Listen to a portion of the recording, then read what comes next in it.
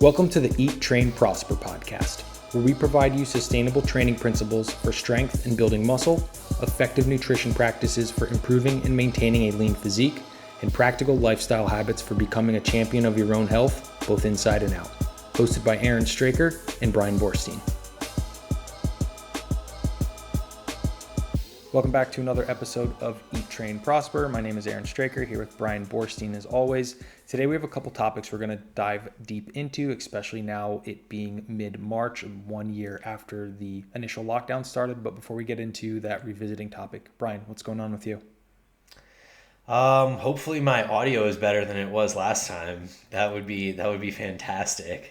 Sorry to all you guys that listened through that. I listened to it as well, and I was a little disappointed that a lot of what I was trying to say was kind of lost in the, what is he actually trying to say kind of appearance. So sorry about that. I think I've got it fixed now. It was like a connection issue with my microphone, but life is good here. We just got like something around 27 inches of snow over the last few days.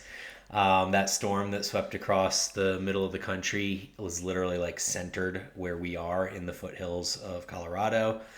So that was interesting and cool, and kind of glad it happened over a weekend so that we only had to miss 1 day of school for my toddler, or not even a toddler anymore. He's a little boy, a 3.5-year-old. So that's been interesting. And, the new Evolve cycle that I mentioned in the last episode just started. So this is week 1 right now. We're on day 2, March 16th. The DUP cycle is upper body days and lower body days. Each one is heavy and one is a little bit lighter. I talked about it a lot in the last episode, and there's a blog on the website if anyone's interested in checking that out. Go ahead. One thing I wanted to add everyone who's listening, I would highly recommend checking that blog out. I got it in an email. And one thing that I think is really cool that you do is you really in depth explain the upcoming training cycle, like from like a high level, from a low level, why things are programmed. I mean, you can learn a lot just from reading those. So I think it's super cool you do that instead of like, here's the next training cycle, like start on Monday. It's like, here's what we're doing. Here's why we're doing it. Here's the research that supports why we're doing it this way. It's really, really well done. So just super cool job you do there. Thanks, man. Much appreciate. Yeah, I feel like if people are going to put their trust in me and their training in my hands, that they have the right to kind of know the nitty gritty, the behind the scenes, and the progression models, and kind of all the important stuff that goes into like, why am I spending 3 or 4 months of my life on this training cycle? So super cool, man. I always like hearing that. And then in my own program, I'm on deload week finally. So with this structure that I have where I've been going upper, lower, rest, it's been taking me 9 days to get through 6 workouts essentially. And this has kind of mitigated the need for me to deload as often. Like when I'm on those cycles that are, 6 training days a week and there's like AM, PM work and stuff like that, I really do feel like I need a deload every 4 weeks or so. But I made it 7 weeks this time. And actually I made it 7 microcycles, which is longer than 7 weeks. So it was like 8 or 9 weeks. And so I think that's really cool. It's kind of another sign that I'm starting to get closer to dialing in maybe what is sustainable and optimal for me. Like I hear arguments all the time that if you're not needing a deload every 4 or 5 weeks, then you're not training hard enough. And I would argue that in some ways that may make sense, but that in my case, maybe I'm training slightly less hard or slightly less frequent. But I'm able to deload less often, maybe even like, half as much. So I'm getting more quality training time, where a deload, like, it isn't really moving you forward. It's kind of just like a necessary evil, right? Fill your car with gas and then, you can keep driving. So it feels good to find like a sustainable way of training like this. And then one other thing I'm actually going to do this upcoming mesocycle is I'm going to add a third upper lower rest period. So now it's going to take me 12 days to get through a microcycle instead of 9, just because I wanted it's almost like my way of creating variation within like a confined model. So I'm a big proponent of repeating movements and making sure you have data and metrics and all these things. But I also have this personality trait where I do like variance and I like trying new stuff.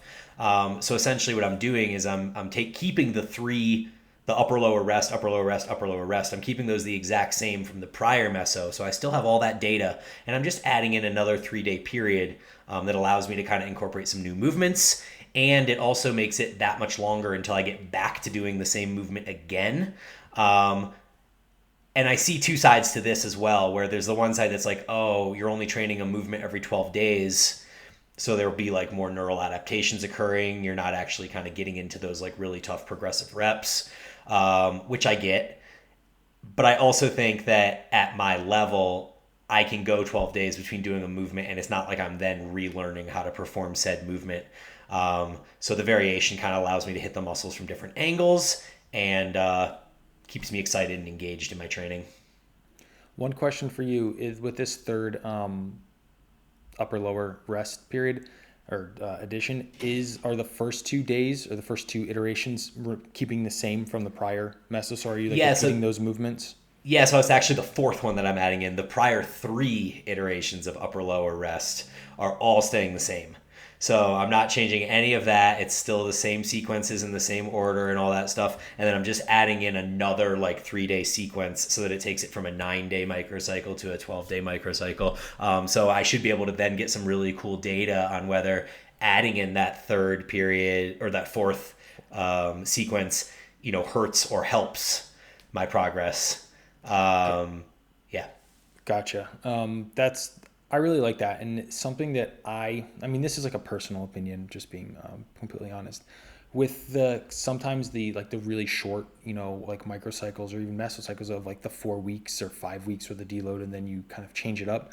I personally feel like it's not enough consistent repeating for me to really maximize what I can do with that movement. And if it's like incline bench is one, right, a really good one. That has been my like upper pressing kind of strength progression movement I've been using, the last handful of months. I do enjoy it. And if it was something like I only did it for 4 weeks and now, okay, we're switching it out for something else, I feel like I really haven't pushed it as far as I believe that I can take it.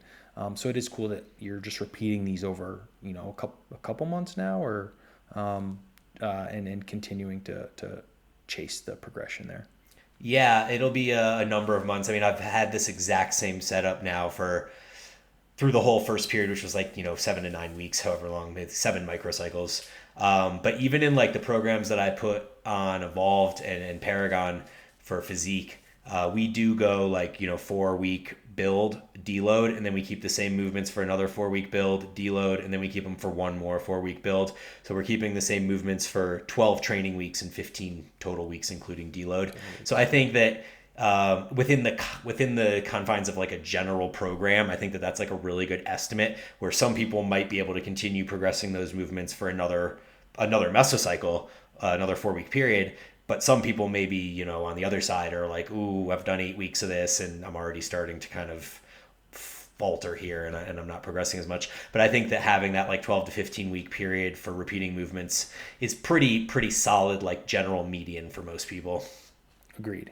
Especially assuming that not it would be a large, I think, overstatement to assume over a 15-week period that every single week, like your preparedness and everything's going to be good, and you're not going to have like a week off with a long weekend work trip, or you get sick or something like that too. So Yeah, for sure. And you are in a new location, dude. You got a sweet new Airbnb set up. Tell everyone what's going on. yeah, so we are in Austin, Texas now. We left Playa del Carmen last Wednesday. So and then we were in South Carolina for like two days and a night. Sorry, 3 nights and 2 days for a wedding this past weekend. So flew from Mexico there, and then got into Austin late Saturday night, and now just setting up shop here. So the beginning of my week is always my busy time, right? I have most of my calls, all my client check-ins and everything, and then today and tomorrow that will kind of die down, and I can kind of explore a little bit, finish getting set up. Have to buy a car when we're here. We haven't had a car in like a year and a half or something like that, because we've been mostly outside the U.S. So it's exciting. I do not know how long we will be here, at least until the first week of June. But once things get really hot, I've heard it gets really hot here. I've never been here before. I don't plan on sticking around for a Texas summer, but I have no idea where next might be. But that is, future me's problem. But it's been cool. The neighborhood we're in is kind of cool. We've been going on some walks to like a coffee shop or whatever in the morning just to get out and not, work all day long. But it's been a cool environment so far. So happy. I'm just happy for the change. I love the change. Did you have a 86 degree and sunny the other day? Maybe this weekend? Lori sent me a text about it. Yesterday so I'm trying to think. We got in super late Saturday night, like 10 p.m. So we just grabbed an airport hotel and crashed. Sunday was like, okay, not very hot. Yesterday was Monday. It got hot, like 85. Yeah. But what was really wild is we got up, daylight savings time is weird here because at like 7:15 in the morning, it's still dark outside. So that is kind of trippy. So like when I wake up and come down in the morning and everything at like 7:15, 7:20, it's still dark. But yesterday got warm. But when we went out to like get coffee and stuff, it was in the high 40s at like 8:30 in the morning. But then by 3 p.m. it was like 85, which was really wild. It's like it just kept getting hotter and hotter and higher. But in the morning it was like legitimately kind of cold. Like I had to dig out my sweatshirt and jacket and everything when we went on our morning walk. But it was nice yesterday. I think today's kind of rainy.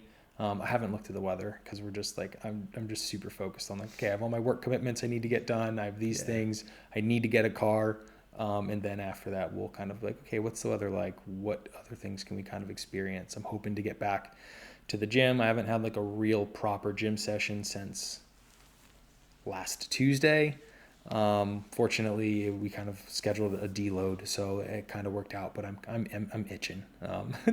The travel weeks or when we change are difficult on the personal stuff because there's always the work commitments, which are the priority, and then getting set up. And then last is like, okay, I can get back into my gym routine. And fortunately, we hit the grocery store right away because that was like that is a non negotiable for me. Yeah, the grocery store is always like I'm sick of eating out after 2 or 3 days on the go, and really just want to get back to meals that I have control over and can prepare myself. Well, that's super convenient that it fell on a deload week because I know that like alleviates so much stress where we know that you can literally just not work out for a deload week and it's all pretty much the same. So exactly.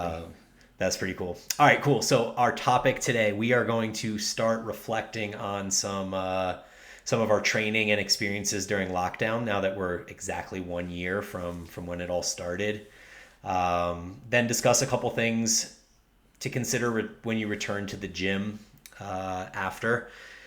Because a lot of you guys have been back in the gym already, but I know that there's also a bunch of you guys that still are not back at gyms.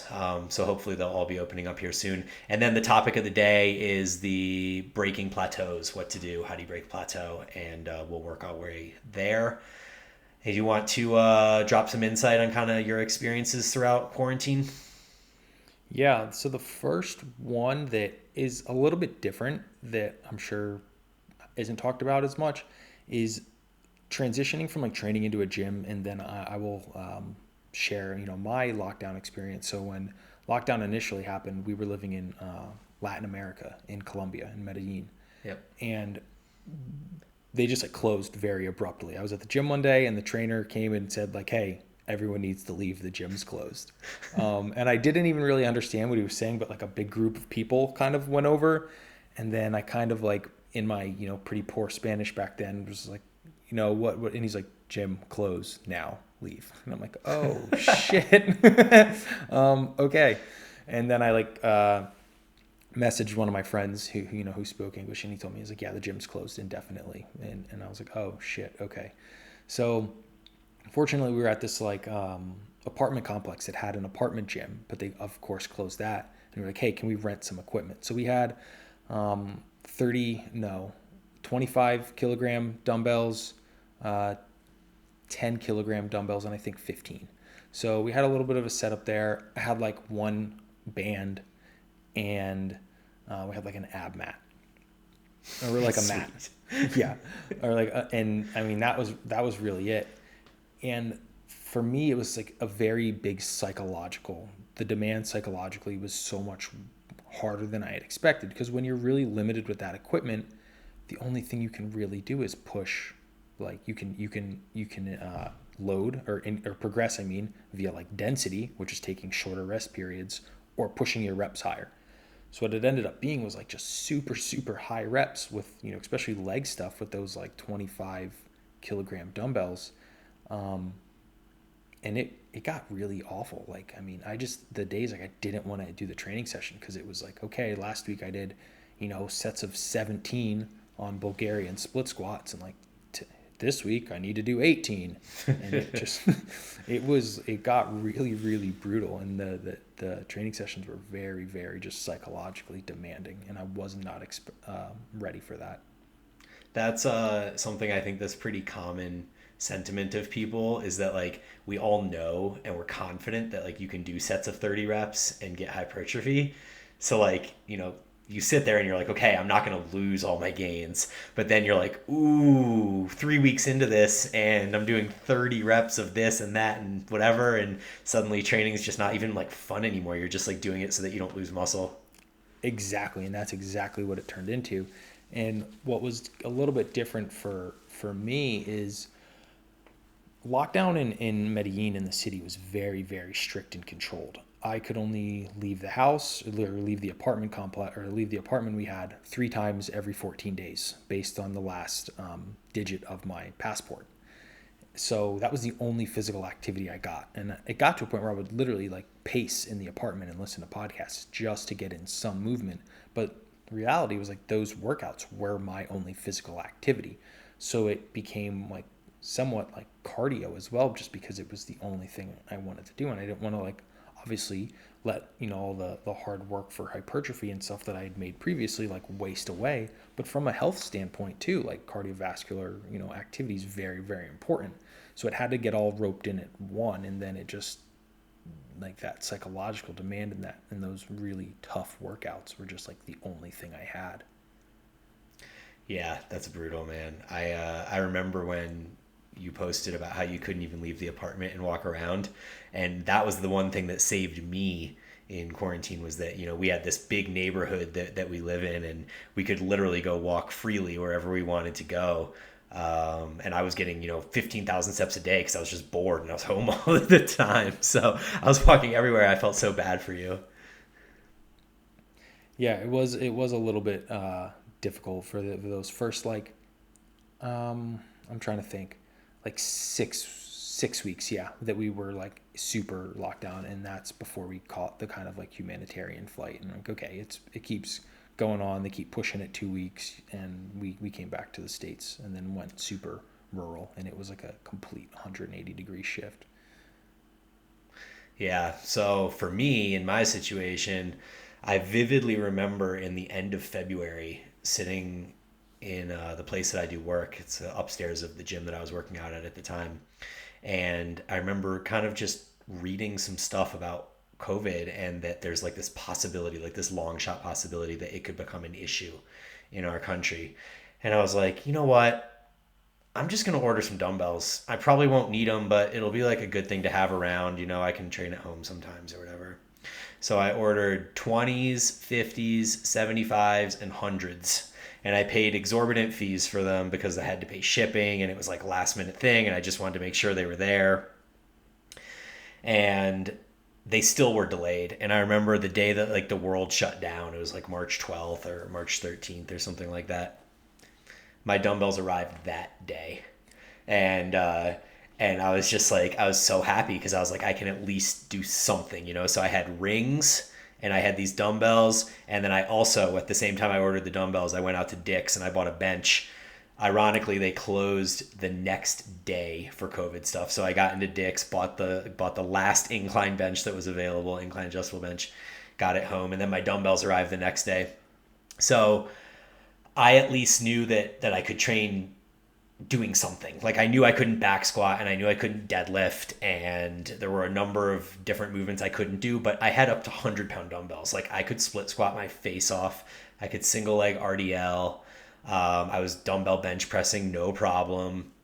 I had the rings, so I could do, pull-ups off tree branches, stuff like that. So I would say overall, I was like super, super lucky with the way that it all played out.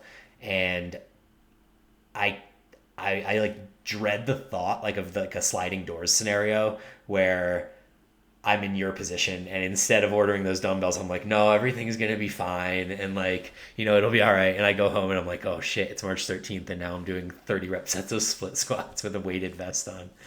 Um, so that would be pretty awful, to be honest. But a couple of the things that I learned from this limited training is the AM PM split has value. That would be one. I'm not going to go into it a ton, but especially when you're stuck at home and you're with your kids all the time, or you have work to do and juggling all these different things, doing some work in the AM and some work in the PM has a lot of value.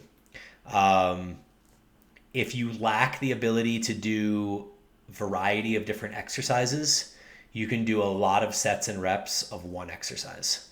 And that's kind of something that I ended up spending a lot of time doing was split squats and single leg RDLs. That was like all the leg training I did almost for the first like 3 months of quarantine, but I just did a lot of it because that's what I had access to and could go heavy on. So I think understanding that is important too, because people are so used to being in a gym and having access to everything and being able to have like 3 different leg days where you're doing this movement on this day, this movement on this day, and blah blah blah. But you literally could do the same movement every single day, and that's more or less what I did, and it was pretty effective.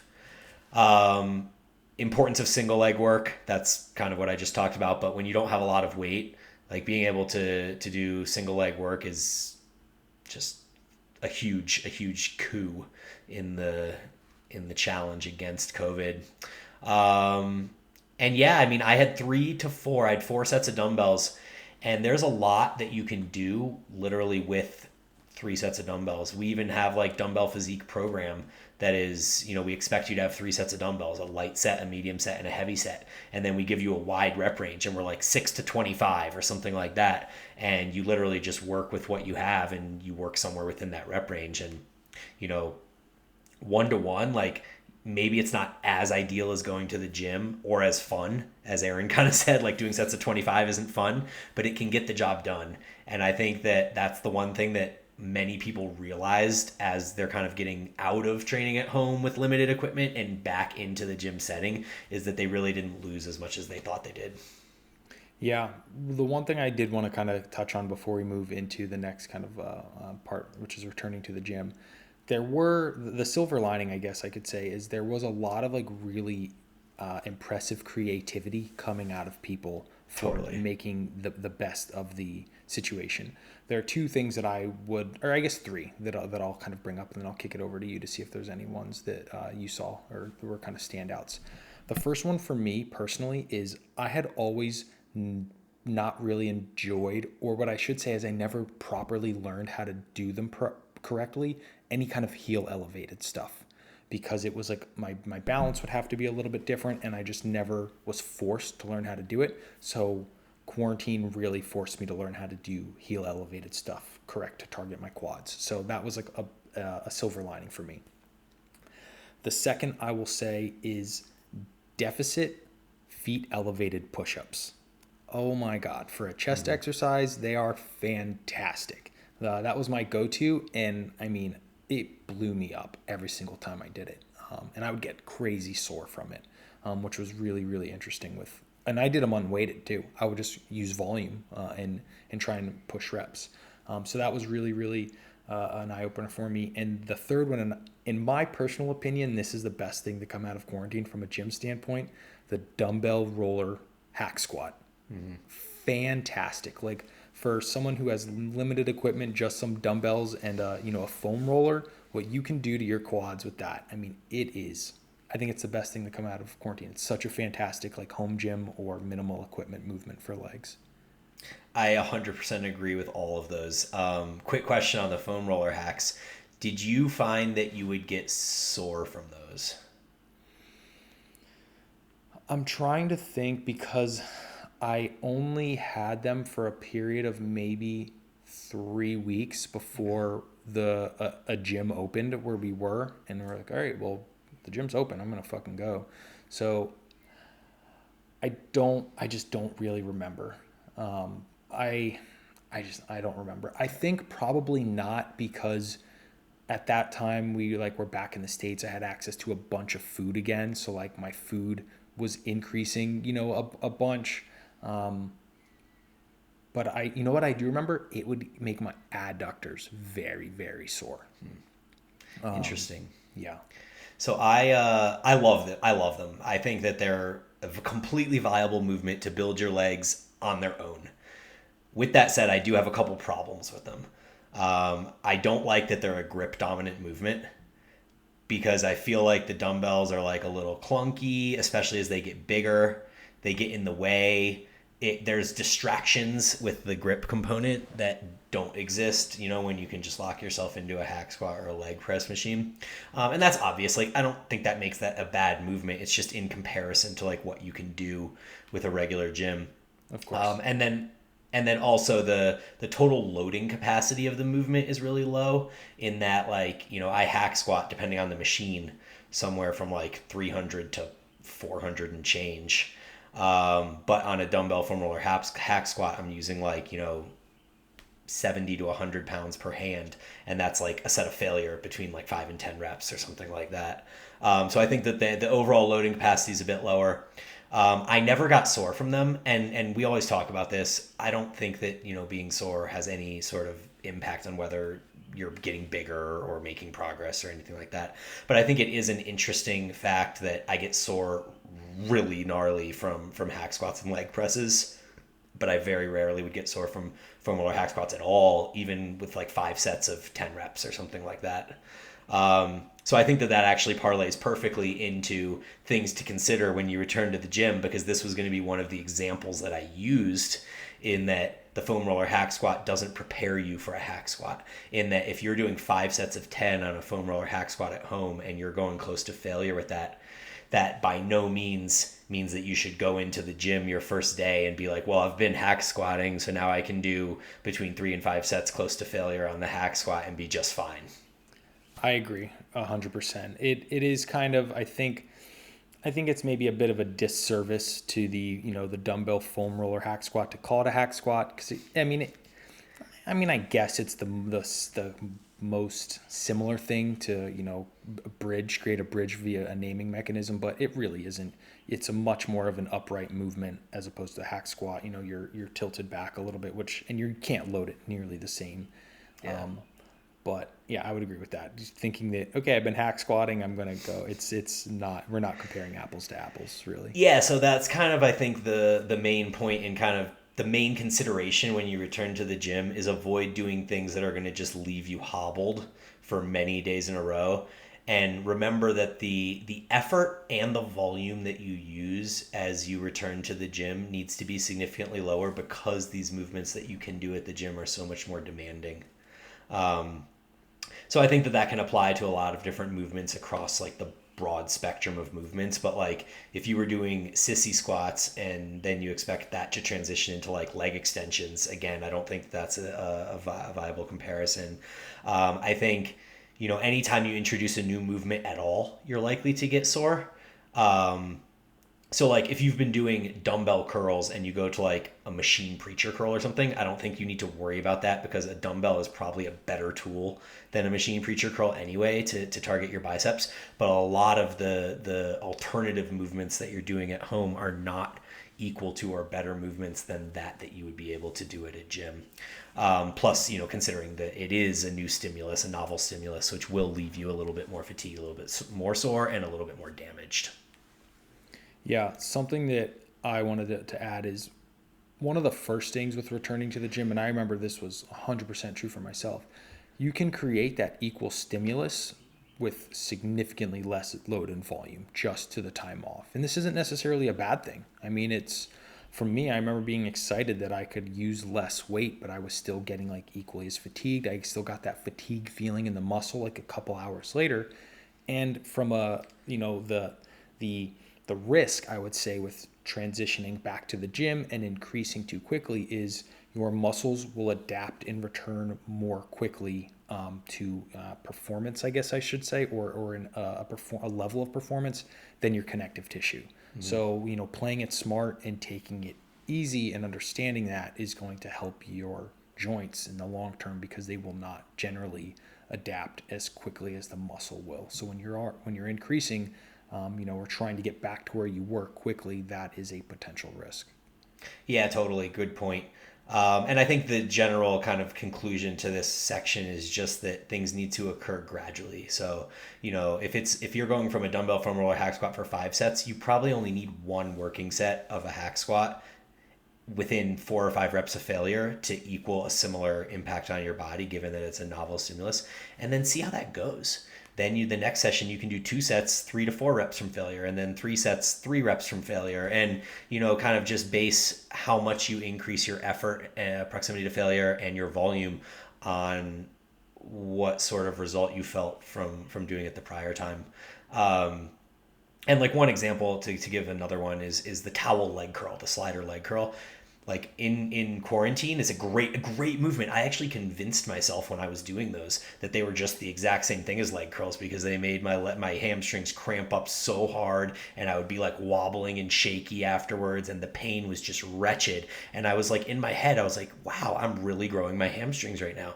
And then I started using a leg curl machine again, and I was like, oh, that's what it's supposed to feel like. Got it, So it's just different, and it's not that it's bad, but it is different, and different is a new stimulus, and your body needs time to adapt to that new stimulus. Agreed. And the last kind of point I have there is you will generally be surprised at how quickly things will return for you. As long as you were doing something during quarantine, body weight stuff, staying active, I mean, I don't want to put a number on it, but I think within around 6 weeks, you will be pretty close back to where you were. Maybe not in terms of like absolute strength, but in terms of like handling volume, comfortability with movements, and any kind of atrophying that had taken place. You will probably be pretty close back to where you were after about 6 weeks of consistent training, nutrition, sleep, etc. For sure, I 100% agree with that. Yeah. So cool. We have our next section discussing breaking plateaus. Do you want to jump on this one, or do you want me to? Let's have you start it, and Okay. then because I think where the direction I will take is probably a little bit different. All right, cool. So yeah, these are kind of things we found to be best practices or things to consider as you're stuck at a plateau and trying to figure out what your next course of action is, right?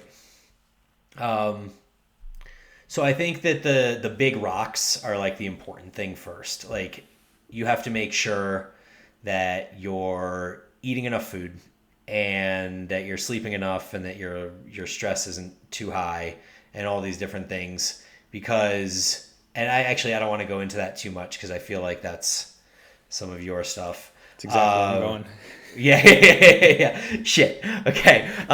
So we'll let Aaron cover some of those bigger rocks, and I'll talk about my first point, which was defining plateaus at different levels. So when you're an advanced athlete like Aaron or I, it's important to understand that a plateau might not even be recognized until you're many months into training, because like we've talked about the progression model for an advanced athlete being at best something like maybe 2.5 to 5 pounds every mesocycle or two.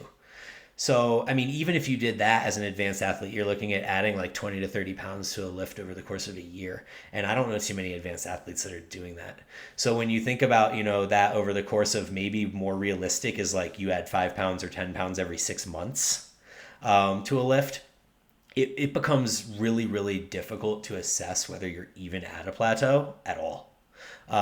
So I think that if you've reached the level of advanced, you probably have an ability to assess what you need to do and, listen to kind of some of the stuff that we're talking about. But I would assume in many cases that a lot of this stuff we're going to talk about is, at least the stuff you're going to talk about, is probably very applicable to an advanced person, but they're probably not going to be fucking that up. Like, they're not going to be saying they're at a plateau when they're not sleeping enough or not eating enough.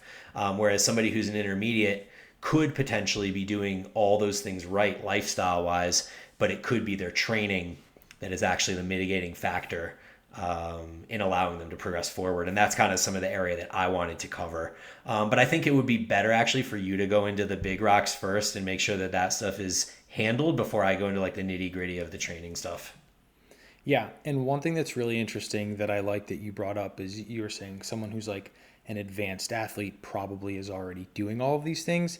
And what's funny is it's something because I am so deep in this world, and same thing with you because like your sleep is dialed and your nutrition and everything is pretty solid that you would think the same. But I have found the complete opposite to be true.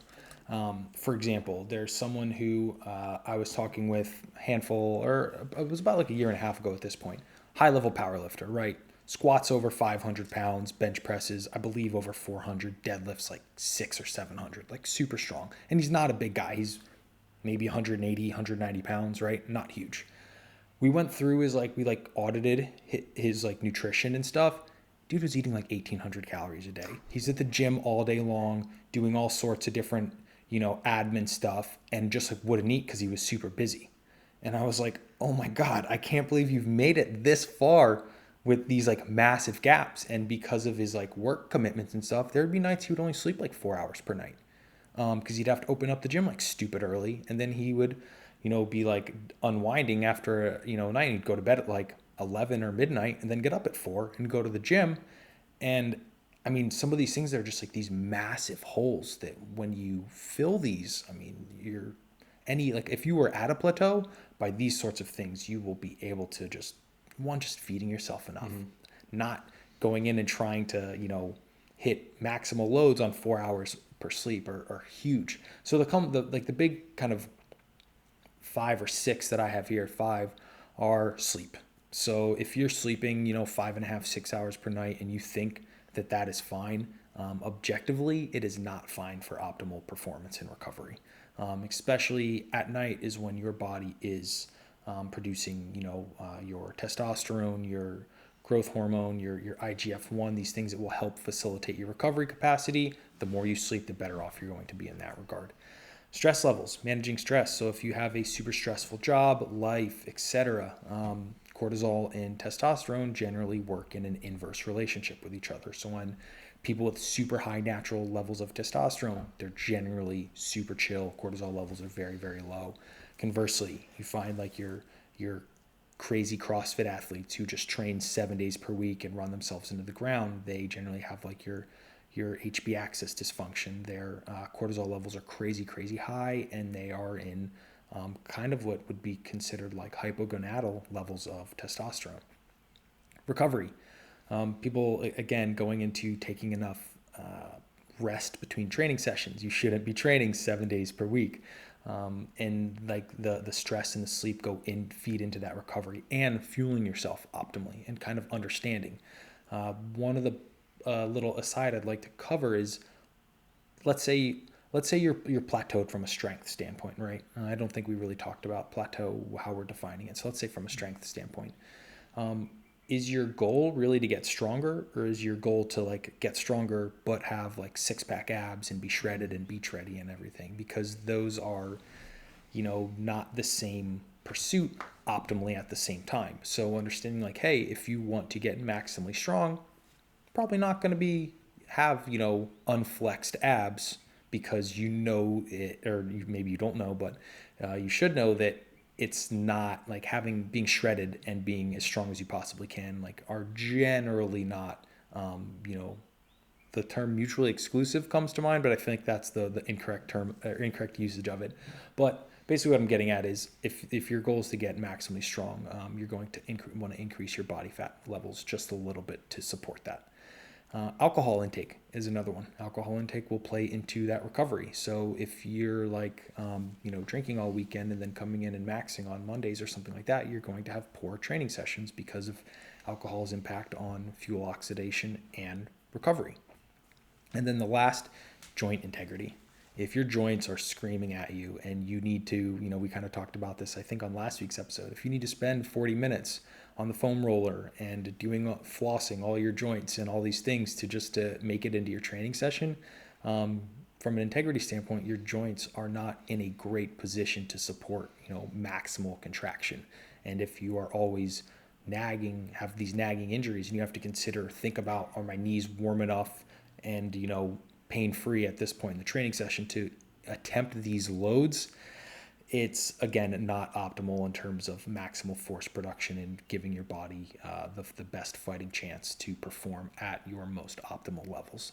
So those are the kind of like big rocks that I immediately think of that people don't consider because it's not directly applying to training per se.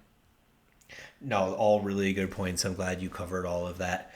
And then in your example of the 180, 190 pound power lifter that wasn't eating, I think like for whatever reason, my brain just like defaults to physique athletes. And I don't often think about the context around like a strength sport athlete or a performance athlete because I'm so, like you said, kind of deep into this physique world. But like most people that are advanced physique athletes, I feel they understand that they have to have their sleep and their nutrition and they're not drinking alcohol and they need to keep low stress levels and like all these different things. I feel like it's a more common trait to have those things dialed in when you're an advanced athlete in physique than potentially in some of these other performance based sports. I agree. So I think like all the things that Aaron was talking about and then all the things that I'm going to talk about all fit into the fitness fatigue model. So all of the things that Aaron's talking about that need to be in order, those play into your kind of accumulated fatigue, right? If you're not optimizing your nutrition, sleep, stress, and these other variables, then you now have less recovery currency that you can use to put toward your training. And then the fitness stuff that I'm going to discuss is ways that you can kind of modify and adjust the base program so that you can get the most out of it and potentially optimize that ratio of fitness to fatigue throughout your training, right? So at the most basic level in this fitness fatigue model, we need to make sure that our fitness is exceeding our fatigue. And if you're at a plateau, the very first thing I often ask people from a training standpoint is when did you take your last deload? Because the one telltale sign of the need for a deload is that you're not able to continue improving in any capacity week to week. And this is something, even in an advanced athlete, like the way that I construct cycles is I generally move from 2 or 3 reps in reserve, and then I just kind of add 5 pounds or 2.5 pounds every week. And then when I reach a point where I'm at failure, I'm like, cool, I hit failure. I'm not progressing, time to deload. And then the next time that I start a mesocycle, I try to use a little bit more weight for my 2 to 3 RIR and then let that progress naturally. So I have like a very obvious endpoint of when my mesocycle should end because I'm at failure. I can't progress anymore. I do think you could give that another week. I'm not of the mindset that like, oh, you hit failure, you shouldn't like, see if maybe your preparedness was down or anything like that. So that's a small caveat there. But like I was saying, the main thing people need is a deload. If I am at a point of failure where I can't progress anymore, I could say I'm at a plateau. But then as soon as I take that deload and start working my way back up again, I realized that all I needed was a 1 week fatigue flush. And now my fitness is exceeding my fatigue and I'm continuing to progress again, right? So just don't want people to over dramatize the aspect of being at a plateau because plateau could be very temporary and could just be fixed with 1 week. All right. Nutrition, Aaron covered nutrition. I think that it would almost be like very improper for you to say that you're in a plateau if you're not eating in a surplus.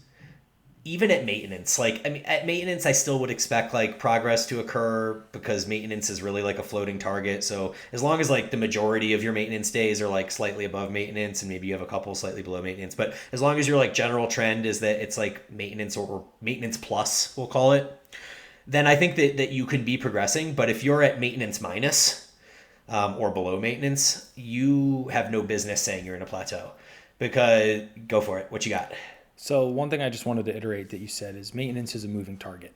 And that is something that a lot of people do not understand. People think maintenance is 3,000 calories or something like that. If you are in like overreaching weeks of your training block or in like a high volume or whatever, your maintenance is now higher because your activity output is higher, your efforts are higher. So understanding that is very, very important.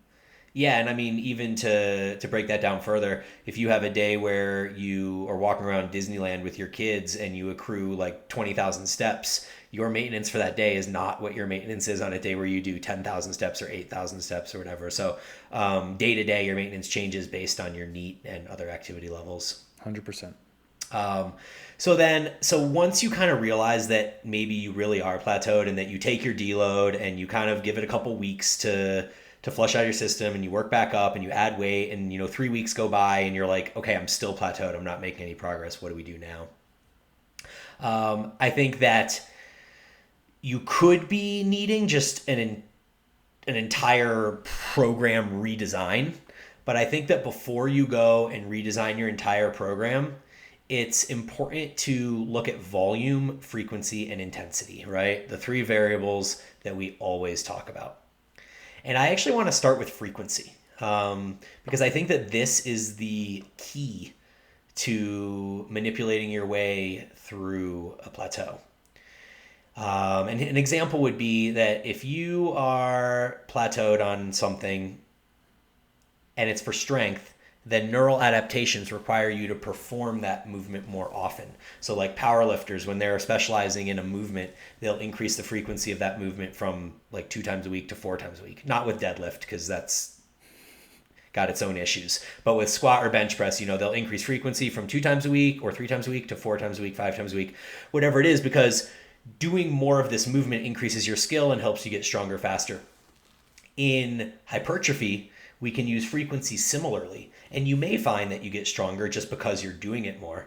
But that's not really the ultimate goal in hypertrophy. The goal in hypertrophy is to stimulate the muscle more to make it grow. So I think the first thing you should do with your training is find a way to take the exact same amount of volume you're doing right now, but split it up into an additional session for the week. So if you're doing 16 sets of chest and you have 8 on Monday and 8 on Thursday, I would encourage you to take those 16 sets and put 5 on Monday, 5 on Wednesday or Thursday, and then 5 or 6 on Saturday or whatever, and increase the frequency that you're hitting your chest, because that might just be the thing that you need to stimulate additional growth and potentially stimulate additional strength gains. The same thing can be extrapolated out for all your different muscle groups too. Of course, you may be at a plateau only for some muscle groups and not for others. That's a possibility. In fact, that is probably likely, because if you're plateaued at all of your lifts at the same time, my guess would be that it's systematic fatigue and you need probably either a deload week or you need a low volume phase, maybe 4 to 8 weeks of like low volume, low effort work to kind of like reset and get away from all this systematic fatigue you've accumulated. But more realistically, if you're in a plateau, it's going to be, 1, 2, or 3 muscle groups or lifts. And so taking those muscle groups or lifts and increasing the frequency as described, it doesn't completely overhaul your program. Because if you overhaul your program completely and you change out movements and you do all this stuff, then now you're basically starting from square one. And how long is it going to be until you actually realize whether the changes you made are working or whether you're still fucking plateaued, right? So I think that using this frequency adjustment then allows you to continue using the same movements you've been using, but see whether this slight adjustment to frequency has a positive impact on your progression. What do you think of that? Yeah, I mean, you said like looking at the three main variables first and seeing, okay, which of these can I change? Do any of them need to change? Or the systemic fatigue is generally like if everything's plateaued, that means you're generally just like really beat up and you need to adjust something to allow your body to, clear inflammation and just reduce that overall systemic fatigue. So, I mean, that is super, super detailed. Everything we went over, I agree with 100%. Cool. And then we have volume. And I think that volume is the one that you would adjust potentially after frequency. So let's say you adjust the frequency and you go another 3-4 weeks and you're still just, pounding sand and nothing's happening. Then I think at this point we can mess with volume. But I struggle with this because oftentimes I find with clients in real life experience that people will respond just as well oftentimes to lowering volume as they will to increasing volume. And so going back to those kind of big rocks that Aaron talked about in the beginning, if you have all of that in order and you've messed with frequency and you know that you're not having overlapping soreness session to session, like some of those subjective variables that we discussed in the last episode, making sure that you do work hard and that you feel fatigue in your muscles post workout, so you know that you're putting in enough effort, but that you're not doing so much volume that 2 or 3 days later you couldn't come back and hit the same muscle group again. If you're achieving that, then maybe a slight bump in volume could do you well. I don't think you need to make a massive bump in volume. I think even adding 2 to 4 sets to your weekly volume for a muscle group can make a huge difference, going from like 14 to 18 sets or something like that. So you're adding maybe 30% volume, 20% volume, something like that is enough to make a difference. So that would be my next move. And I don't often like to have people mess with intensity. If they're staying in that like 1 to 3 reps from failure zone, I wouldn't often say, let's go ahead and now have you start training to failure exclusively, or let's really back that off and have you start going like 4 reps from failure. Like, I kind of think that intensity spectrum would be it just isn't something I usually mess with. I usually mess with frequency and volume. And to be honest, the idea of increasing volume isn't something that I super like either. Like, in most cases with clients, if they try the frequency thing and it's still not working, I usually default to it being systematic fatigue and putting them on like a 4 to 8 week low volume strength phase and letting that fatigue flush. And then usually when we start ramping up volume again from there, in the next cycle, it usually kind of works itself out. Side note question for you. Yep. And this is just like a question I have. Have you ever found that with clients that may be asking for more volume if they are at a plateau, that their perception of intensity is, I don't want to say incorrect, but different than you or I would kind of look at intensity? I always ask for videos in those cases. It's an interesting question because people from the CrossFit background who know how to really feel pain, especially women. I always find women that have CrossFitted know how to push just like the depths of sorrow, like just like so gnarly that I can't even believe they're pushing that hard. So maybe in the sense of answering your question, saying that people are working too hard is more likely than me seeing that they're not working hard enough. But to expand on that a little bit further, before I even look at effort or proximity to failure, when people ask for more volume, the first thing I want to see is technique. Because you and I have discussed this. We talked about it on other podcasts too, in that we're getting more from like 8 to 12 sets now than we were from 16 to 20 sets before. And that's because we're performing the movements with so much more intent and purpose. And if you can begin performing movements that way, you essentially give yourself a volume boost without actually doing more volume. Yeah, it's like I don't want to say better volume, but it's like more effective volume, I guess. Mm-hmm. Well, you increase your stimulus to fatigue ratio of every set that you do. So even like a set of 15 bench press before is like part deltoid, part tricep, part hips. Like the whole thing is just your whole body's contributing. You're causing all this excessive fatigue. And then when you learn how to dial it in and really make your chest do the movement, that now you're localizing that stimulus and the total body fatigue is so much less. Agreed. Yeah, it's just so much more localized because you're more adept at performing the movement properly for that specific localized muscle. Yep. So you essentially increase your volume stimulus to that muscle. So you're not doing more sets or more reps or more weight. You're just increasing the volume load on that muscle exclusively. Very well put. Cool.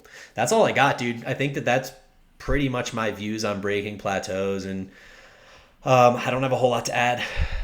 Yeah, I think we covered this really well. I mean, you came through, covered it very, very detailed from the different variables to modify with your training program. I covered, the kind of outside the gym, mostly type of aspects. And if you are someone who's finding yourself at, where you think you're plateaued, going deep on either of the things that, Bryan or I talked about, I will I don't want to say guarantee because I can't guarantee, but generally what I have found from, working with clients and what Bryan just talked about from working with clients, it's rare someone is covering all of their bases like they think they are.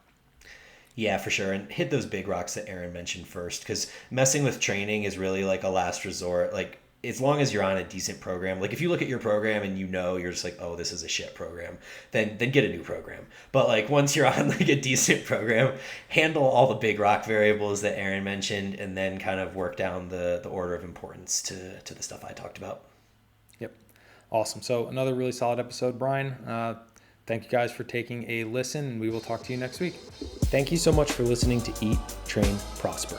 If you found this episode valuable, please subscribe or share us with your friends. You can find more from Aaron at strakernutritionco.com and more from Bryan at evolvedtrainingsystems.com. Talk to you guys next time.